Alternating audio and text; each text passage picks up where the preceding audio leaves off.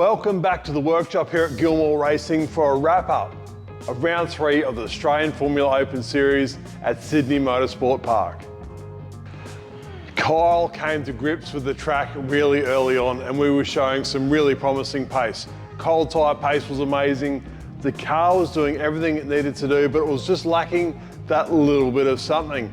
We made some changes during the weekend and we made big gains. But what the telltale for me was even when we were drafting, we couldn't catch the guys in front. We were lacking that little bit of power.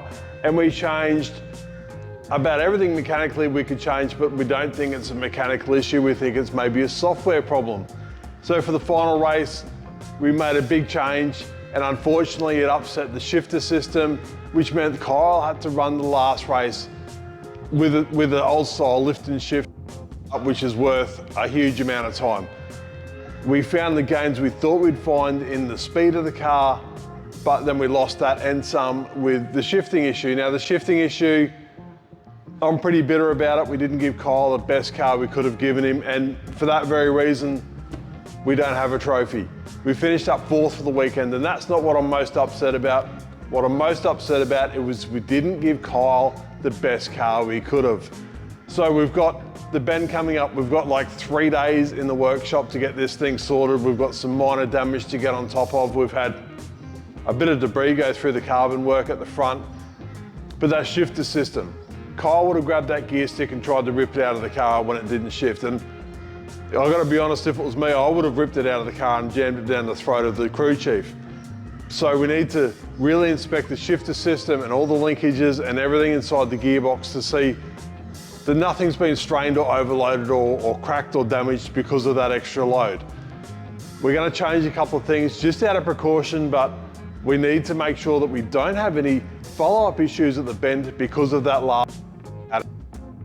Overall, Kyle's driving really well. He's on the money. He's starting to understand the car and coming to grips with it really well. And not only that, we can give him the quirks and perks that he likes in this car. The brakes we put on last episode are amazing. Kyle loves them, so thanks to the guys at Forza for those. They're sensational. Story, setup changes, gear changes, ride height changes, shocking, and everything else we do track to track. So a whole ton of work to do. It's the best foot before we run out of daylight.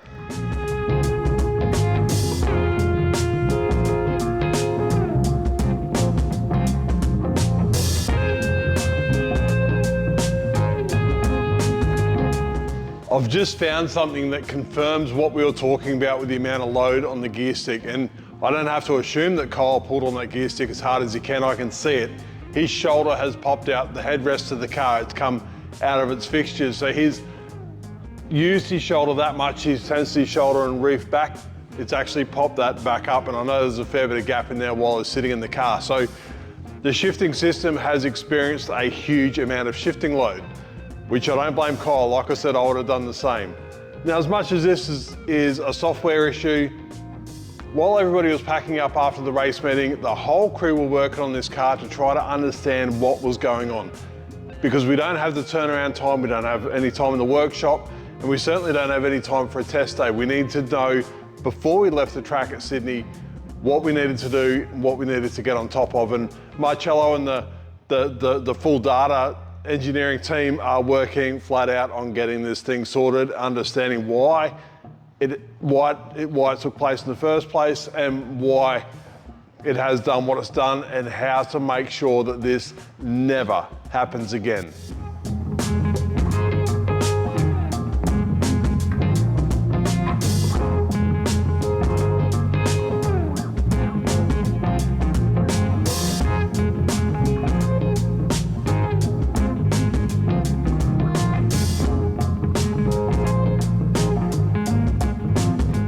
The gearbox is apart and it looks absolutely amazing. Kyle's ability to manage that situation has really shone through. There is no damage in there whatsoever.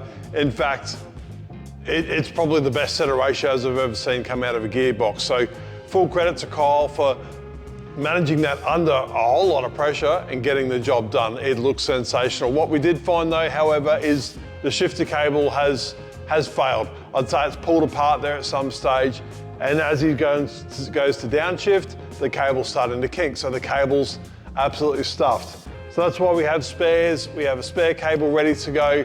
But just to make sure I understand what's happened, I'm going to pull that cable out, send it away now, get them to pull it apart and tell me exactly what's happened.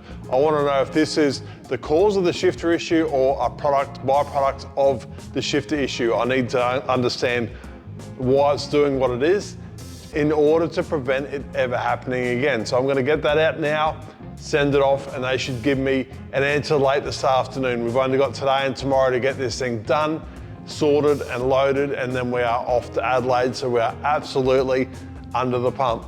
The rest of the car looks really good. There's no body damage except for that little bit of carbon fibre work at the front of the car, which is great news. There's even less to do. So now, while we're waiting for that cable to get sorted, we can start on the setup for the bend.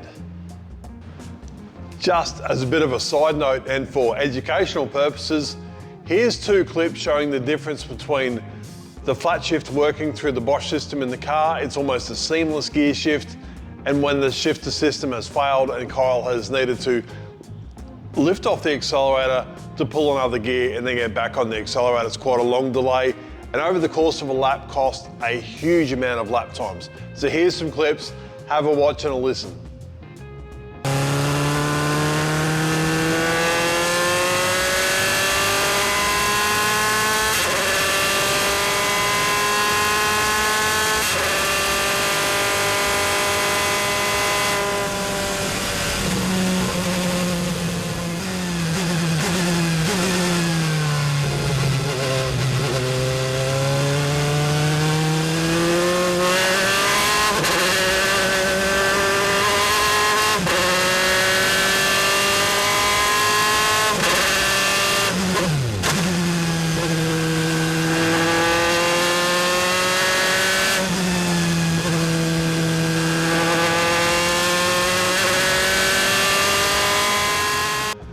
Kyle has never found himself in a situation where he's needed to do that lift and shift technique, and we had never explained it to him because we've never had a problem with that system. So for him to pick it up in race conditions and still manage a 4th place in that race, he's done exceptionally well, and we can't emphasize that enough. For him to adapt in such a high pressure situation where he's driving somebody else's car where it may cost him a lot of money to fix, he's done an absolutely exceptional job. Now, chassis setup for the bend, it's a very unique track for us on the calendar. It's high speed, it's flowing, it's got a lot of character, up and down hill, undulations, it's got everything. And I can promise you it's going to be cold, it's going to be absolutely freezing. So chassis setup wise, this is probably the biggest change we make during the year. We change absolutely everything, including the springs. We change shocking springs a couple of times during the year because we're a bit cheeky. We keep them bundled together like that so we know which ones are for which track. But this is to get the car to conform to that track the best as possible at the speed we are traveling at. We need to keep that ground clearance to keep the floor working efficiently for aero stability. So springs is one of the many things we're going to change for setup for the bend. With changing of the springs, it's then a massive reset up of the chassis to get the ride height that we need. Going back, correcting all the push rods to the correct length, preload correct on the springs, and then we are basically starting from zero to get this chassis back to where it needs to be. With the springs changed and everything confirmed, we need to get this thing back on the ground to set the ride height correctly. So we need to get the car back together. We've got the gearbox ratios in to suit the bend. Obviously, we want to keep the engine in its torque band. We've got a set RPM for high and low where we need to keep this thing. We also don't want the driver changing gears mid-corner. Not only is it unsettling for the driver, it's unsettling for the car. So if we can space those gear shifts out so he's on a straighter bit of track when he needs to change gears, it makes life easier for absolutely everybody. Gearboxes together, we can get the rear wing on. We are just about ready for wheels. And although we're still waiting for the shifter cable, we can get this thing on the ground and we can get the base set up for the ride height in the car, and then we can think about getting it on the scales to set the corner weights.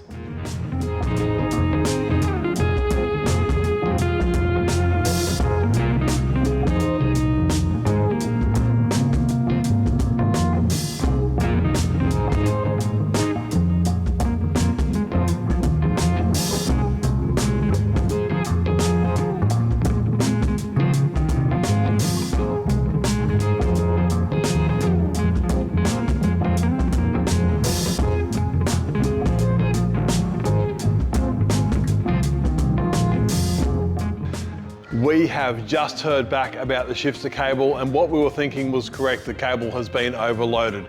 On that first gear change, when Kyle couldn't get into gear, he's overloaded that cable, causing it to become unbraided inside the casing, which not only making it difficult to up change because of the software issue, but also making it really difficult to down change because the cable was binding in the outer sheathing. So they've cut that apart straight away as soon as we dropped it down there and told us what was going on. So we know, and we're on track. We know that that is now a cause of the software issue and is certainly not the cause of the problem. They're in the midst of making us a brand new cable now as we speak. So while we wait for that to turn up, I'm going to change this thing.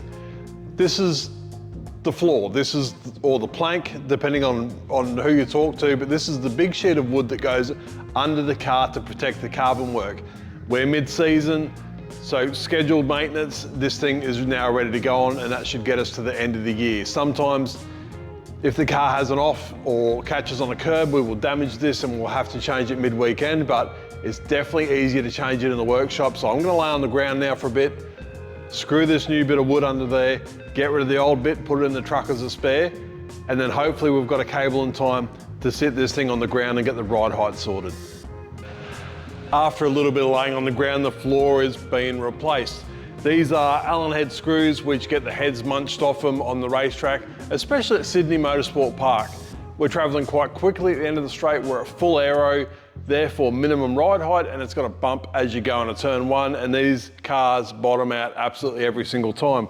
And you can sort of see in the middle there, that's almost the center of the car where this thing's been slapping the track quite hard.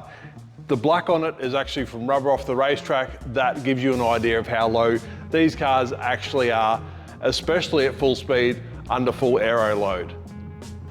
As we are waiting for our new shifter cable to be delivered, I'm going to get some wheels on this thing and get it ready to sit on the ground to get our base ride height set up. We need our ride height pretty well corrected before we can even think about doing corner weights. So next up, wheels on this thing, get it on the ground, and we'll start setting the ride height. After much patience and persistence, the ride height is exactly where we need it, and now it's time to put it on the scales and get the corner weights sorted.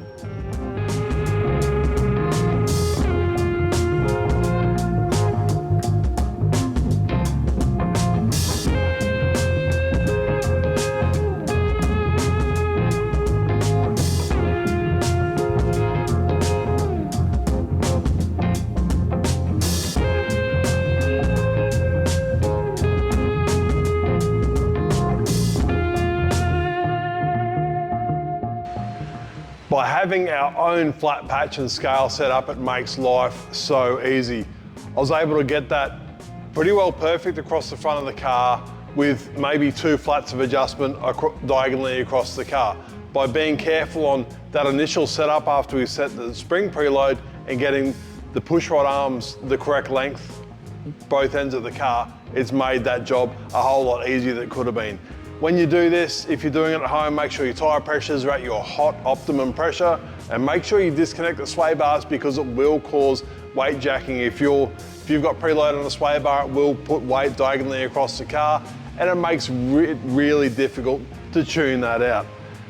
We're a little bit different in the weight across the rear of the car. That's because we're missing about 5 kilos of exhaust, and that shows up in the weight on the scales. But other than that, the chassis setup is now complete, and all we need now is that shifter cable to arrive.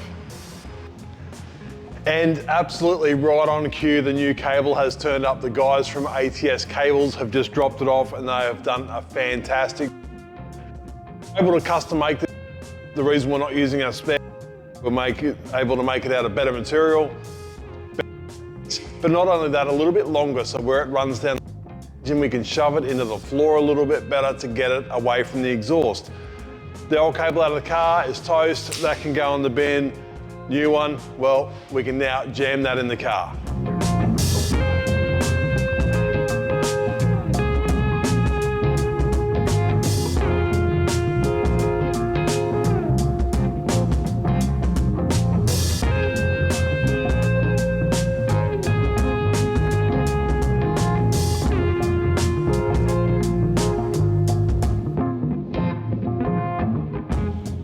Sure enough, the cable runs down this side of the car directly under the exhaust.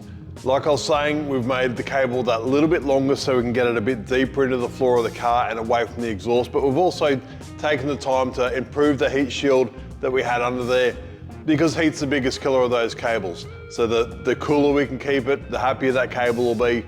As it is now, works perfectly, silky smooth, so I think Kyle will be really, really happy with it. In the last episode, we had a competition to give away some KCK Lubricants hoodies. For all of those who entered, all the answers have always been in the descriptions of these videos, so if you want to know the results for Gilmour Racing and KCK Racing Australia, scroll through the description of this video and you'll see right down the bottom the relative years and the results we got with those cars. Congratulations to those who got a prize. It's in the mail. You should have it in the coming days. Now, all I've got left to do is fit the exhaust to this car. It's not a big deal. It feels like we've had it off every time this year.